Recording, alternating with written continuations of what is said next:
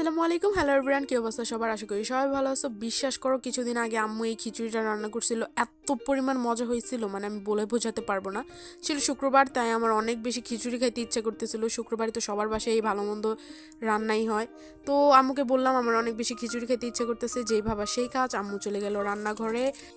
দেন আম্মু খিচুড়ি রান্না করার জন্য প্রথমে একটা হাঁড়িতে নিয়ে নিছে পরিমাণ মতো তেল, তারপর এখানে দিয়ে দিল দুটো তেজপাতা আর কিছু আস্ত গরম মশলা, তারপর কিছু পেঁয়াজ কুচি দিয়ে কিছুক্ষণ ভেজে দিয়ে দিল এখানে আদা রসুন বাটা, তারপর এখানে দিয়ে দিল হলুদ গুঁড়ো, মরিচের গুঁড়ো আর ধনিয়ার গুঁড়ো।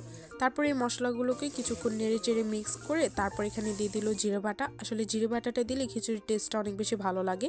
তারপর এখানে 1 চা চামচের মতো টেস্টিং সল্ট আর স্বাদ মতো লবণ দিয়ে আম্মু এই মশলাগুলোকে পানি দিয়ে ভালো করে কষিয়ে নেবে।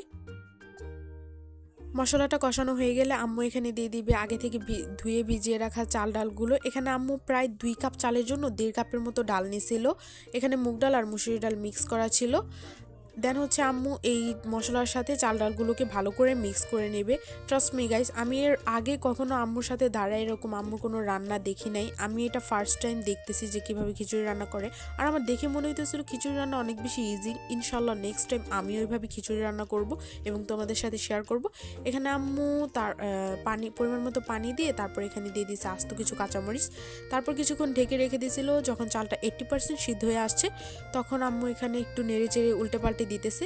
দেন আমাদের খিচুড়ি রেডি। এখন আম্মু এগুলোকে সার্ভ করবে এরকম মরিচের আচার দিয়ে। আর আম্মুর হাতে স্পেশাল শুটকির ভর্তা আর মুরগির মাংস। বিশ্বাস করো গাইস, এই ভর্তাটা এত পরিমাণে মজা হয়েছিল। তারপর খিচুড়ি খাওয়ার পালা। আর বেশি দেরি করা যাবে না, নাহলে জিভ থেকে জল মাটিতেই পড়ে যাবে। দেন আম্মু আমাকে খিচুড়ি দিয়ে দিল। আর এখন নিয়ে নিব আম্মুর হাতে সেই মজাদার ভর্তা। বিশ্বাস করো, এই ভর্তাটা কেন জানি অনেক বেশি মজা হয়। আমি জানি না আম্মু বানাইলেই মজা হয় নাকি যে কেউ আম্মুর মতো করে বানাইলেই মজা হবে।